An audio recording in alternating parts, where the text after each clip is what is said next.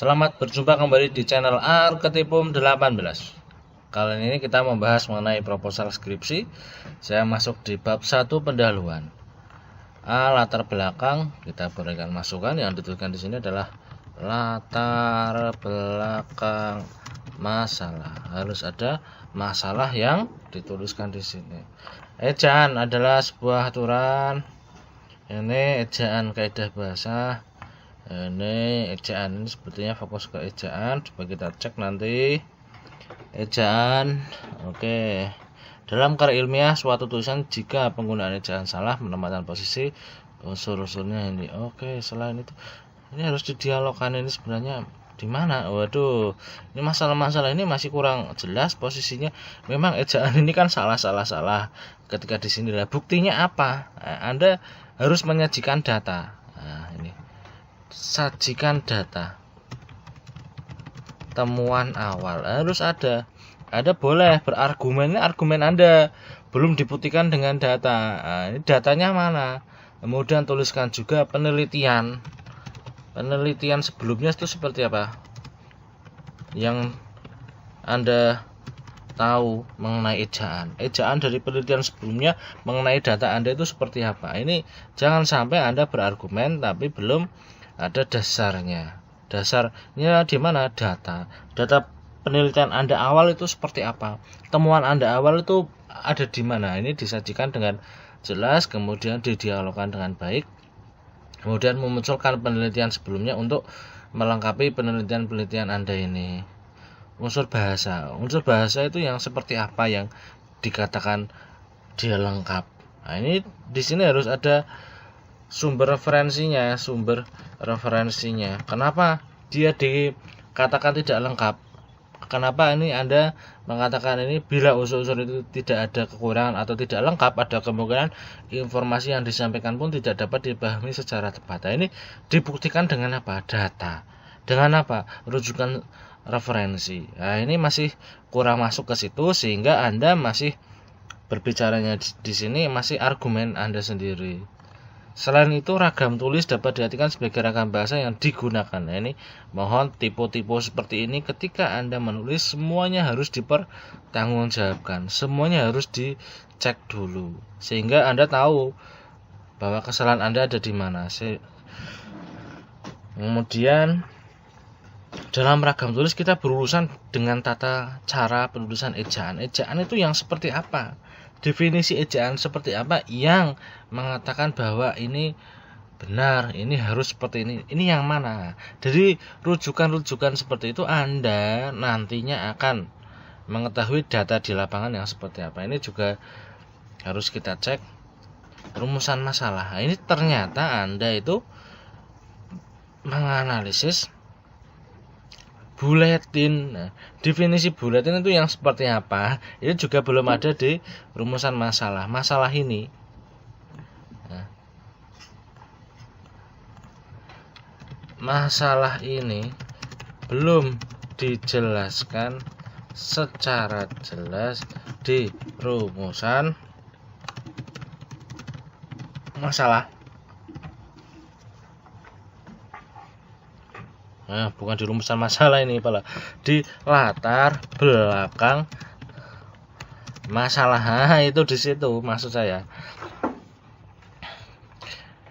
Di rumusan masalah ada masalahnya namun belum dijelaskan, dan ini ketika Anda menuliskan di sini tuh harus menggunakan tanda tanya, karena ini kalimat tanya. Nah, mohon Anda menuliskannya ini juga belum jelas.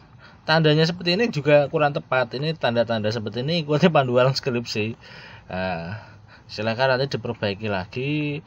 Ini juga diperbaiki lagi.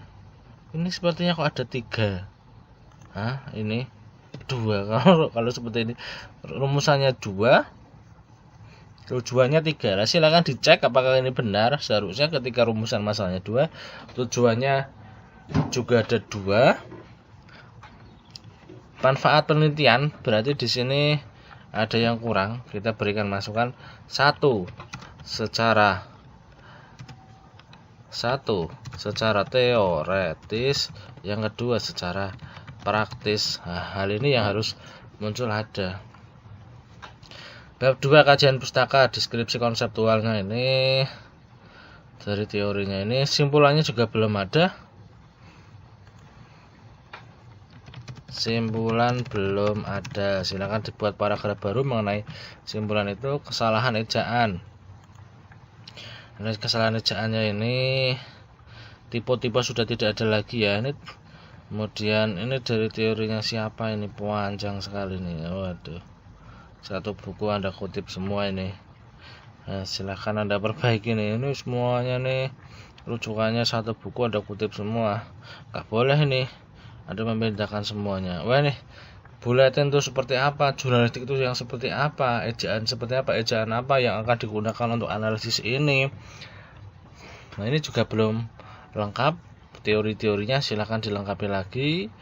Kemudian yang harus ada di sini sama dengan video sebelumnya, yaitu nama akhir, tahun, judul, kemudian hasil, persamaan, perbedaan. Nah, ini harus ada di penelitian Anda. Kemudian kerangka berpikir. Nah, ini kerangka berpikir dari mana nih masalahnya muncul?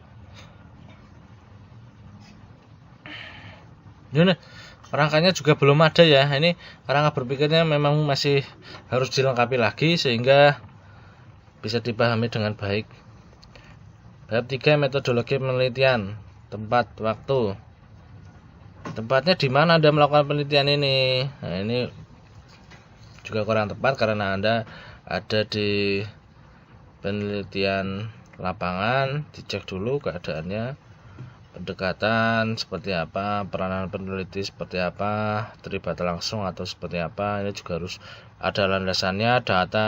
Datanya Anda seperti apa, data primer, data sekunder, sumber data primer, sumber data sekunder, ini juga belum lengkap. Silakan dilengkapi lagi. Teknik pengumpulan datanya seperti apa, ini juga belum ada secara jelas. Bacanya di mana, ini caranya Anda observasinya di mana, wawancara ke siapa Andakah, sehingga menggali informasi yang lebih matang. Analisis datanya juga belum tepat ini. Oke, banyak hal yang harus diperbaiki di proposal ini, terutama penulisan daftar pustaka ini. Ikuti panduan skripsi ya, ini jauh sekali ini jarak-jaraknya. Nah, apakah menggunakan tanda kurung seperti ini atau tidak, ini juga perlu dicek lagi. Nah, ini saya yakin Anda bisa untuk memperbaiki ini karena dasarnya sudah baik. Kemudian tinggal melengkapi semua hal-hal yang dirasa seperti yang saya katakan tadi perlu dilengkapi lagi. Ya, semoga bermanfaat untuk Anda. Sampai berjumpa di channel Arketipum 18 selanjutnya. Salam budaya.